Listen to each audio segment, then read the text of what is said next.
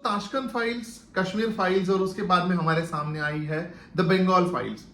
विवेक अग्निहोत्री, इनको हम जानते हैं कि इनकी जो मूवीज होती है वो जो दर्शक होते हैं उन पे बहुत स्ट्रांग इम्पैक्ट छोड़ती है और बंगाल फाइल्स उसी उसी इम्पैक्ट को हम तक बहुत स्ट्रांगली पहुंचाती है, बहुत अच्छा इम्पैक्ट हम पे क्रिएट करती है।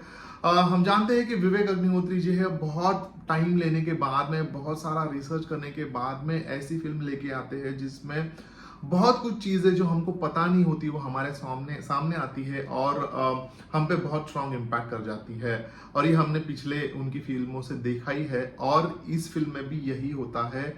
So basically the Bengal files में जो हमको आजादी मिली है, जो इंडिपेंडेंस मिला है, उसके लिए कितना खून बहा है, उसमें बंगाल का क्या कंट्रीब्यूशन रहा है, कितने लोगों ने अपनी जानें गंवाई है और जो आज़ादी मिली है जो हमको बहुत इजी लगती है, उसके लिए क्या क्या सहना पड़ा है, यही बताने की कोशिश इस फिल्म के द्वारा विवेक अग्निहोत्री जी ने की है और बहुत बखूबी उन्होंने ये फिल्म बनाई है। उसके बारे में आगे बात करते हैं, बट बहुत ही अच्छी स्टोरी लाइन है जो सबको जाननी बहुत जरूरी है।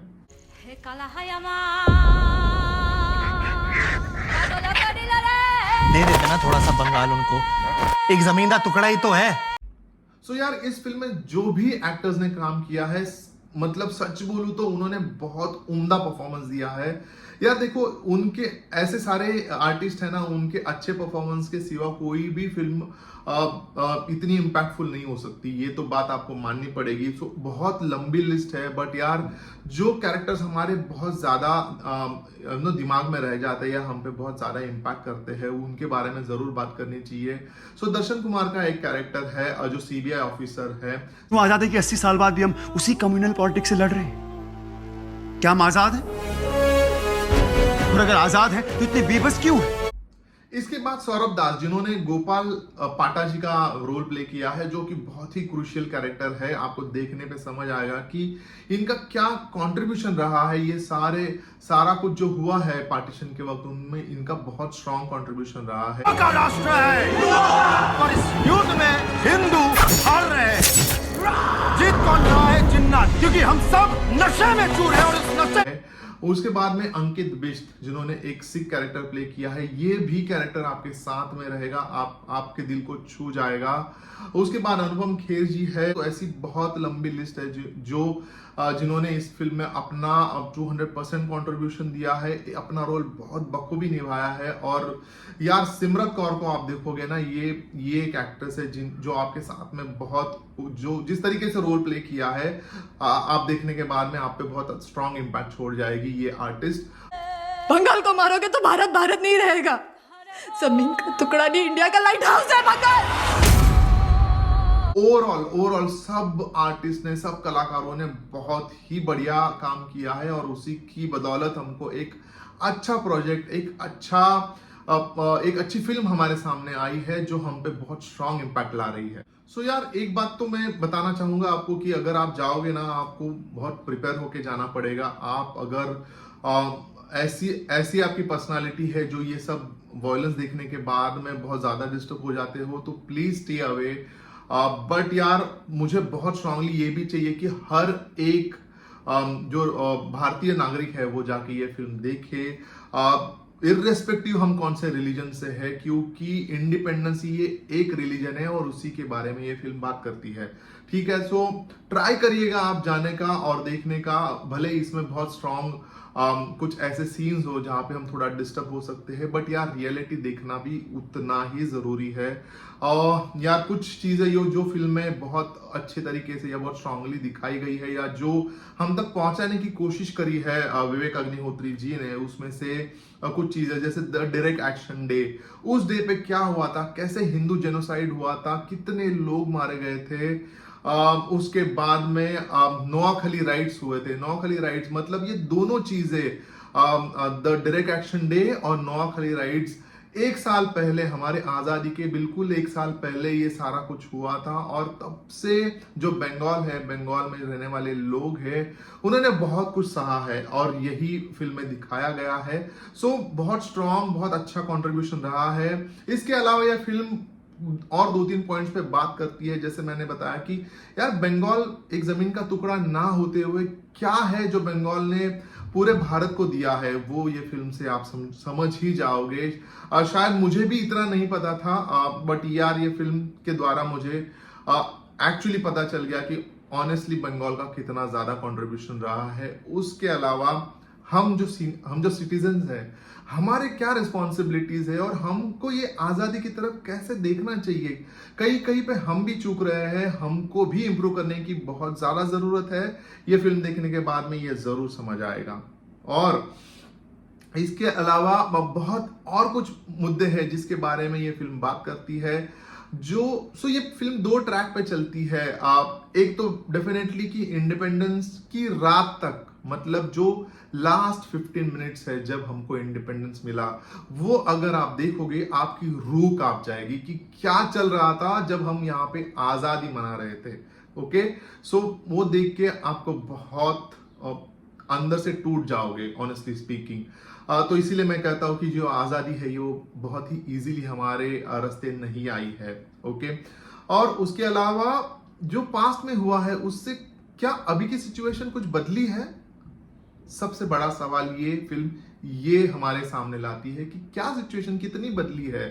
अभी मतलब अप्रैल मंथ में ही शायद हमने वो मुर्शिदाबाद में जो इंसिडेंट हुआ वो देखा था, और हम आजादी की बात कर रहे हैं। अगर आप देखोगे कि उस वक्त भी ऐसे ही कुछ इंसिडेंसेस दिखाए गए थे। मैं ज्यादा कुछ स्पॉयलर्स नहीं देख रहा हूं क्योंकि मैं जेन्युइनली चाहता हूं कि आप थिएटर में जाओ और ये सब कुछ एक्सपीरियंस करो और जानो कि ये जो आजादी है इसका सच में क्या महत्व है। मैं बार बार ये चीज कहता जा रहा हूं कि ये जो इंडिपेंडेंस है वो बहुत इजीली हम लेते हैं, ग्रांटेड लेते हैं कई बार, हमारे समझते ना समझते, बट बहुत जरूरी है जानना कि कितने लोगों का बलिदान इसमें गया हुआ है। जरूर देखिएगा ये फिल्म जाके, और बहुत कुछ है बोलने के लिए, बट फिल्म देख के जब आओगे तो मुझे कमेंट करके बताना कि आपको इसमें से क्या क्या चीजें हैं जो छू गई और आपके साथ में रह गई, और कहाँ पे हमको भी एज अ सिटीजन इंप्रूव करने की जरूरत है। अब बात करते हैं ये फिल्म के राइटिंग और ये डायरेक्शन के बारे में, जो कि दोनों भी किया है विवेक अग्निहोत्री जी ने। यार राइटिंग के बारे में बात करें ना तो ये वेल रिसर्च्ड, ऑलमोस्ट 5 साल लगे हैं ये प्रोजेक्ट हमारे सामने आने के लिए, और बहुत ही वेल रिसर्च्ड है। बहुत अच्छे तरीके से कहानी लिखी गई है जो पास्ट को और प्रेजेंट को दोनों को क्लब करके हमारे सामने एक बहुत स्ट्रॉन्ग इम्पैक्टफुल फिल्म लाती है, जिसके बारे में मतलब हमारे ऊपर एक अच्छा इंपैक्ट छोड़ जाती है। बहुत कुछ चीजें हमें बताती है, बहुत कुछ इंट्रोस्पेक्ट करने लगाती है हमको। बहुत बखूबी उन्होंने लिखी है फिल्म। डायरेक्शन के बारे में बोले तो यार स्क्रीन प्लेस बहुत बढ़िया है। इसमें मैं सिनेमेटोग्राफी का भी थोड़ा जिक्र करना चाहूंगा क्योंकि कुछ सीन्स जो बहुत ही इम्पैक्टफुल शूट हुए हैं। लिटरली हम एज एन ऑडियंस हम वो फिल्म का पार्ट हो जाते हैं, उस कैरेक्टर का पार्ट हो जाते हैं, वो जर्नी का पार्ट हो जाते हैं। यार it is a combined effort of captain of the ship, director and cinematographer.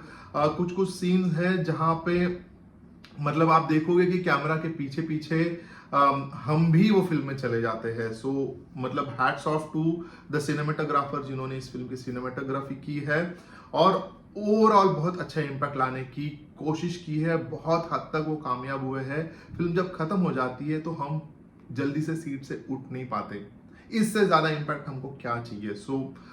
बहुत ही बढ़िया तरीके से विवेक अग्निहोत्री जी ने वन मोर मास्टर स्ट्रोक हमारे सामने एक बहुत बढ़िया फिल्म लाई है।